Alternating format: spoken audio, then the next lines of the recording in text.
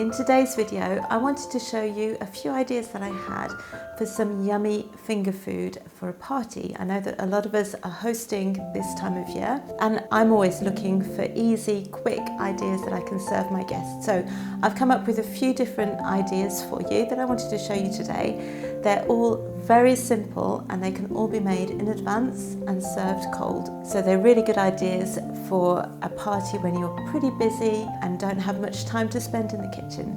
So let's get going. So I've already got some eggs boiling to make some deviled eggs. My children have actually been asking me for these, so I thought that I would make them. They would make a really good treat and a great party food.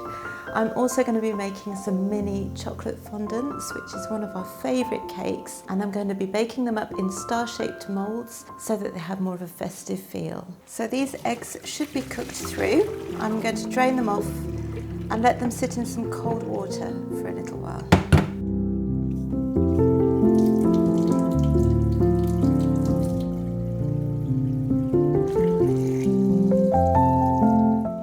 Now for the deviled eggs, I've never actually made this before because it's always seemed like a bit of a faff to me. But it is Christmas and this is special party food, so I'm going to make an effort. So the first thing you need to do, once the eggs have cooled, you need to peel them. And this is going to take a little while, so I'm going to do that off camera.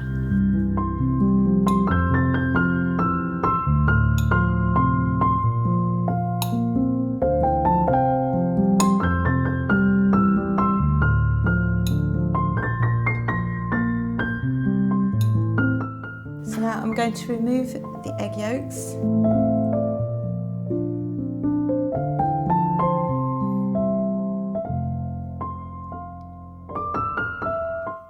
And this is some homemade mayonnaise that I made a couple of days ago. So I'm just going to add a little bit and mash that up. Now, I'm not using a recipe, I am eyeballing this. I've never made it before, so I hope I'm doing it right.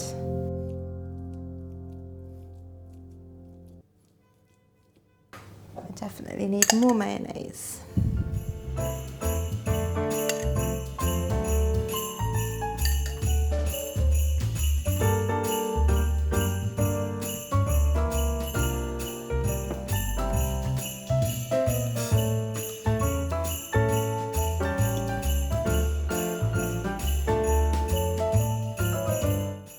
To add a spoonful of the egg yolk and mayonnaise mixture to each egg.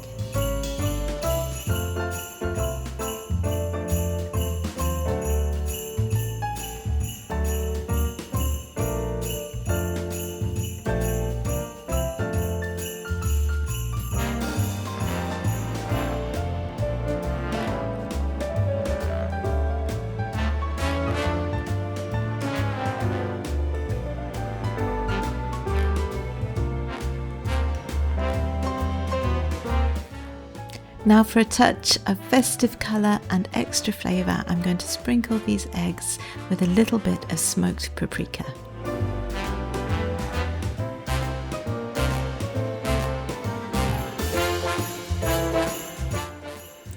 Now I'm on to the mini chocolate fondants, and for this I'm going to start off by melting together 200 grams of very good quality chocolate with 250 grams of butter, and you want to melt this really slowly.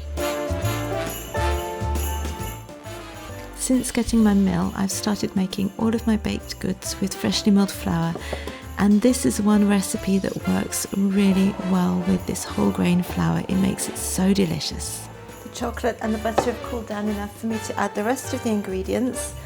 I thought that I'd turned the heat off the chocolate and the butter, but I obviously forgot and it's overheated. So when this happens, sometimes the cake will look a bit greasy or it might have a bit of a peculiar flavour to it.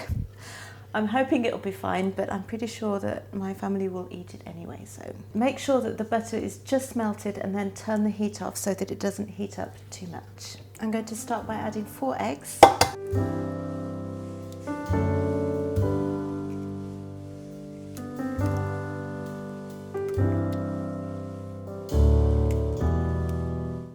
And give that a good stir.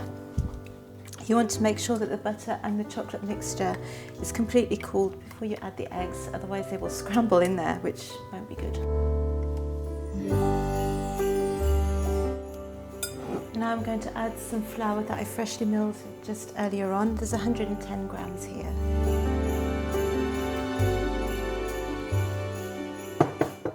And you need to stir that quite vigorously so that you don't have any lumps in the mixture.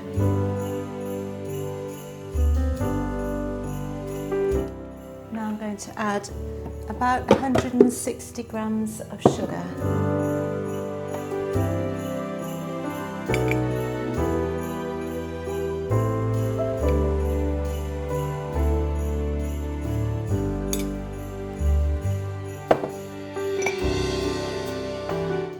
And a little touch of salt. And I'll link the recipe for this chocolate cake in the description box below. The recipe is actually a gluten and dairy-free chocolate cake, but you can use the exact measurements and replace with whichever flour you like. So I'm using whole grain here, or you can use gluten-free like it says in the recipe. And you can use real butter instead of the dairy-free version that's on the blog. Just give that a taste. Tastes pretty good.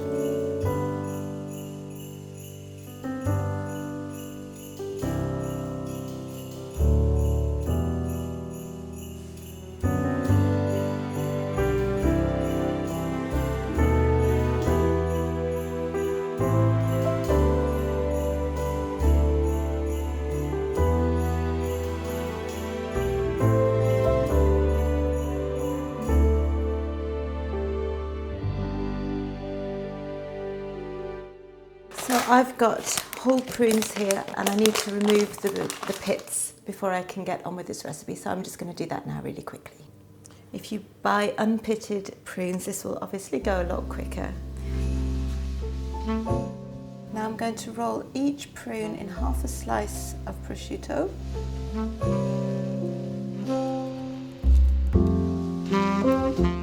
And secure it with a toothpick.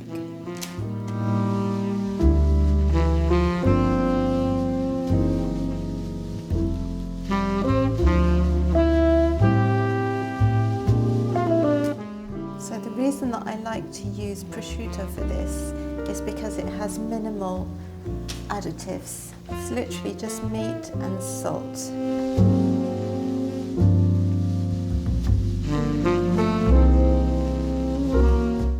In it goes at 210 degrees Celsius for about 15 minutes. For the sourdough crackers, I've got some sourdough starter here. It's a really simple recipe that I found on Little Spoon Farm, which I'll link in the description box below. I'm going to start by measuring how much sourdough discard I've got here so that I can adjust the recipe.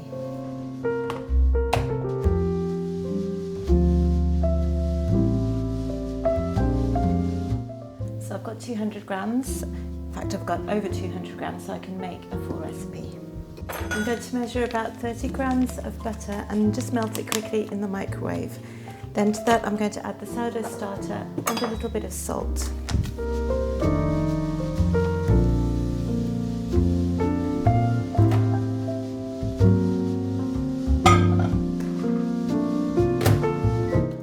In goes the 200 grams of starter.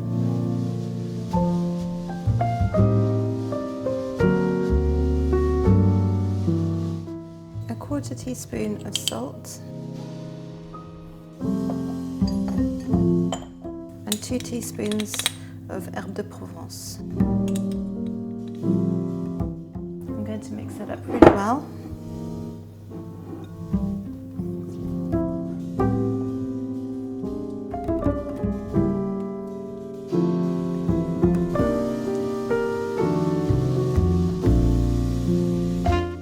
Now I'm going to spread that thinly onto a lined baking sheet. The thinner you spread it, the quicker it will cook, according to the recipe. Makes sense?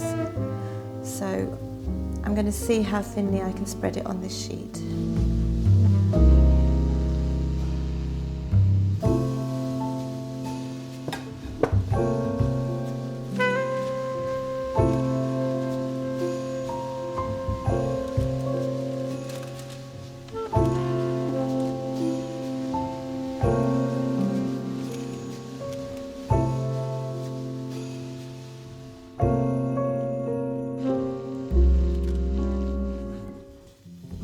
make sure that it's evenly spread all over, the same thickness all over, or as much as possible.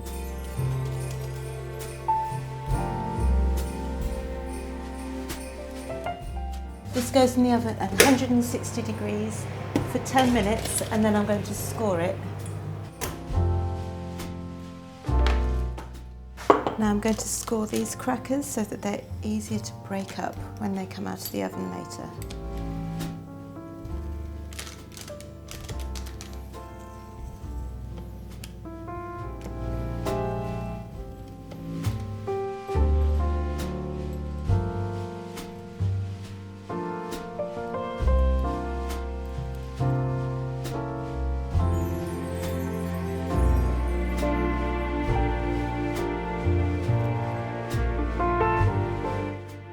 Forgot to sprinkle them with salt, so I'm going to do that now too.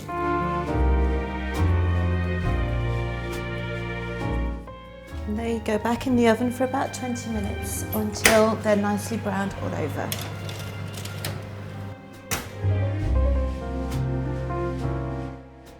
These crackers were delicious, tangy, salty, herby. They went really well with the feta dip that I'm about to make, and I will definitely be making them again because they were so easy.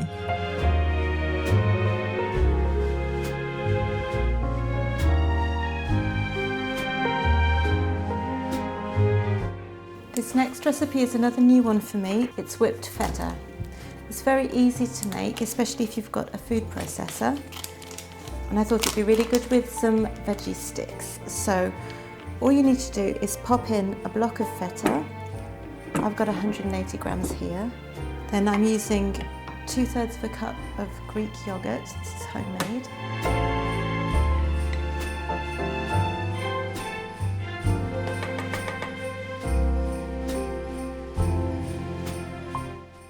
And the zest of 1 lemon. Now I'm using a microplane for this. It's one of my favourite kitchen tools. It's really good for grating any citrus fruit, and also Parmesan. We use it several times a week, and I'll link one below for you if you're interested.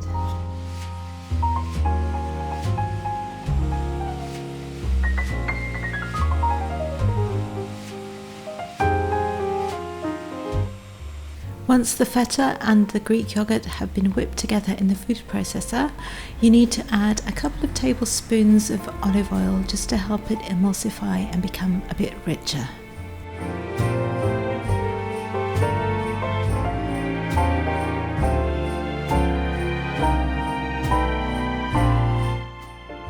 To serve this dip, the recipe calls for fresh herbs and pine nuts, but I didn't have any fresh herbs or pine nuts, so I'm just using some thyme that I had and drizzling over some olive oil, and this was really good. It was quite a strong flavour, but it went very well with the vegetable sticks and we really enjoyed it. A couple of videos ago I made a non-alcoholic mulled wine, and it was a real hit, so I'm going to whip some more of that up right now to have with this party food. It's a really simple recipe. You just need 1 litre of grape juice, 1 orange that I've sliced up, and I've also removed the skin because I don't like it when it's too bitter, and I don't think the children do too. So skin removed and just sliced up. You can also use clementines for this. Last time I just peeled and broke a couple of clementines up into segments, and that worked really well too. So for the spices, you need 10 cloves, 3 sticks of cinnamon, and 3 star anise. So my star anise are kind of broken up, so I'm just putting in what I think looks like it's about 3 whole ones. And now you don't want to boil this, so you want to heat it really gently, and I left it to heat for about an hour. It does reduce a little bit, so just be aware of that. You might need to start off with more if you've got a lot of people coming round, but you don't need to have a huge glass of it because it's very sweet, even though there's no added sugar or honey or anything. So I'm just leaving this on low for about an hour so that all of the flavours can infuse, and it's going to be delicious. These dishes were all really fun to make, quick, simple and great options for holiday hosting this year. I hope you'll give them a go. And if you're looking for more content like this, I have a video I think you'll really enjoy. I'll leave it on the end screen, and it ends with a concert by me and my friend Natalia, so check that out. Happy Christmas, everyone.